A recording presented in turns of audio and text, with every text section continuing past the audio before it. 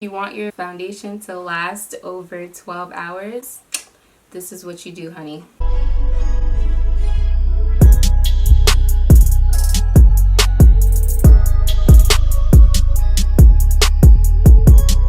Guys, welcome back to my channel. My name is Elaine, aka Impeccable Beats. So today I'm going to show you how to beat your face but still have it look like skin. Okay, first things first, I don't care if your skin is oily, I don't care if your skin is dry. The first thing you need to do to get a flawless foundation is moisturize. So we already moisturized, and now we're gonna go in with our primer. So it's super important to moisturize because even if your skin is oily, you need to put a barrier between your skin and the foundation. So primer is not enough sometimes. So even if you're oily, just make sure you look for primers that are mattifying, primers that say poreless. Those are usually the best for oily skin types.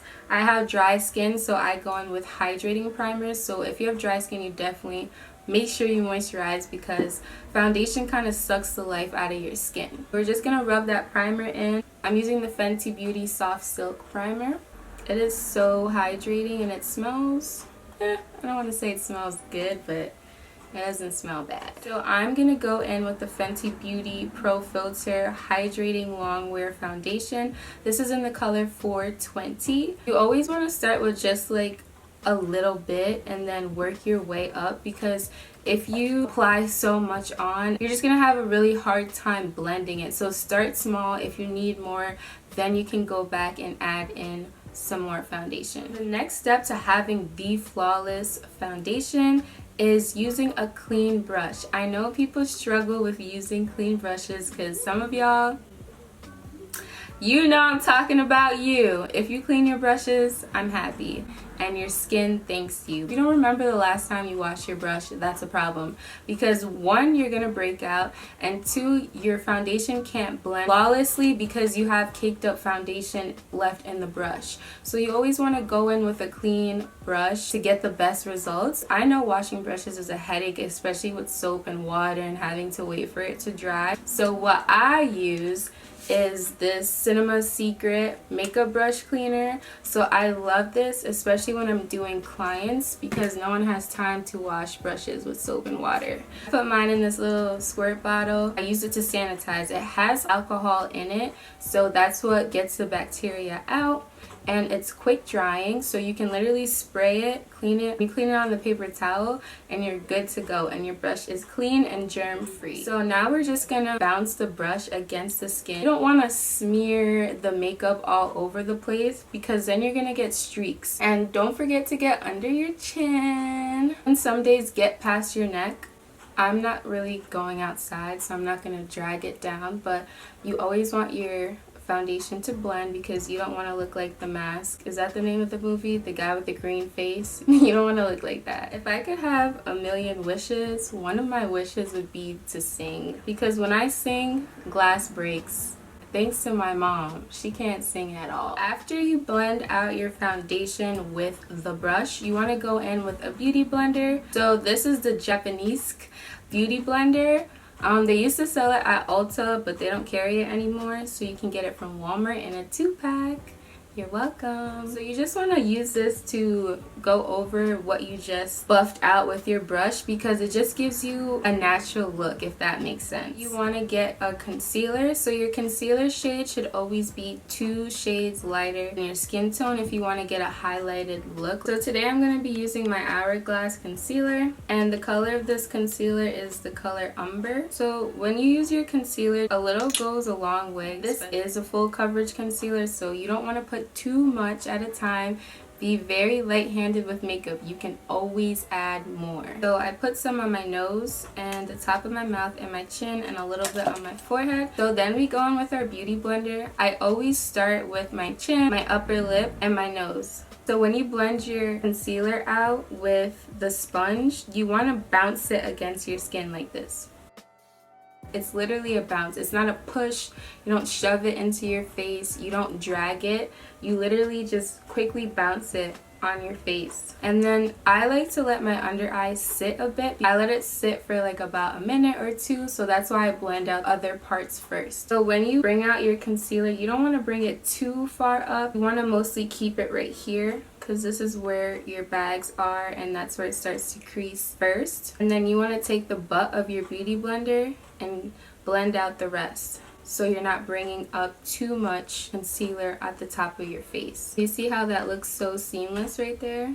Look how good that looks. I feel like I look like a grandma with this headband on. What do you guys think? The process of makeup is so ugly when you do it, but the end is just like amazing. And then when you're doing your concealer, really make sure you pat and blend right underneath your waterline, because that's where the concealer can sometimes stick and you don't want it to start caking up under there. Alright, so we're concealed and we're ready to go. The next step, this is my little secret that I've been doing. So you're going to take a beauty wedge, and then I'm use my MAC Mineralized Skin Finish. Whatever powder you use to set your face, that is what you're going to use the wedge for. I'm going to be using the colors Dark Golden and Dark Deep. So these are the best skin powders ever to set your face. These powders will never give you a cake face. So we're going to use our beauty wedge and we're going to go into Dark Golden, and you're just going to rub it in there a little bit. And then we're going to use Dark Deep because I'm in between shades, and Dark Deep has a red undertone to it. So I like to mix both. And then we're going to take this, dab the excess on our hand, and then we're just going to tap it under our eyes. We push the powder into our skin everywhere that we concealed with the concealer. So we do that first, and now we go in with our setting powder. So I'm going to be using Crayon Case Chalk Dust Setting Powder.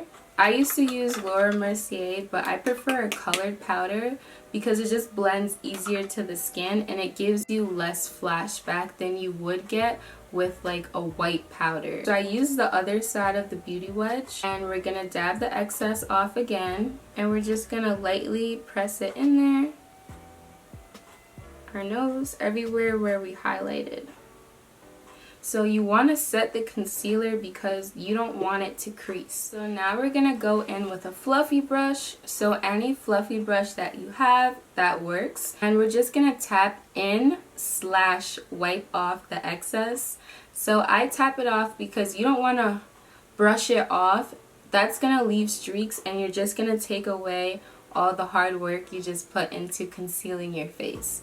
So you just want to tap it off. So you see how we don't look cakey and we just put powder all over our face? Okay, so now we're gonna go back in with the same powders that we used with the wedge to set under our eyes. Our fluffy brush, and we're just gonna dip it into the powders, and then we tap off the excess, and we're just gonna dab it all over our face. So this is what stops your foundation from transferring. You always want to set your face to stop your foundation from transferring. And people always ask me like what I use on my face and what I do for it to last so long. If you want your foundation to last over 12 hours, this is what you do, honey. So next up, we're gonna contour. You tap off the excess to suck in your cheeks like this, and you just want to tap. When you contour, you want to bring it right underneath the cheekbone to lift up your cheekbone. Also do your forehead. If you have a forehead, unlike me, I still contour it. What does Tabitha Brown say? That's your business, honey. So I always spray my face first with Fix Plus. This is the key to getting your face looking like skin. The spray is what breaks down the powders. I like to fan myself so the droplets don't sit on my face. If you put too much, you can always just go in with the butt of your beauty blender and just pat it in so you don't get that droplet face. And so after we spray our face with the Fix Plus, then we use our last spray. We're going to use our Morphe Continuing Setting Mist Spray. And this is what's going to lock in our foundation and our face for that 12 hours plus. So I'm going to go in with my lip liner. This is MAC Chestnut. I'm going to use my Dose of Colors in the shade One and Only. Alright guys, so here's the finished look. So I hope you guys really enjoyed this video. Let me know in the comments if my tips and tricks helped you get a really long lasting foundation for the day. And then don't forget to like, subscribe, and hit that notification bell while you're at it. Bye guys!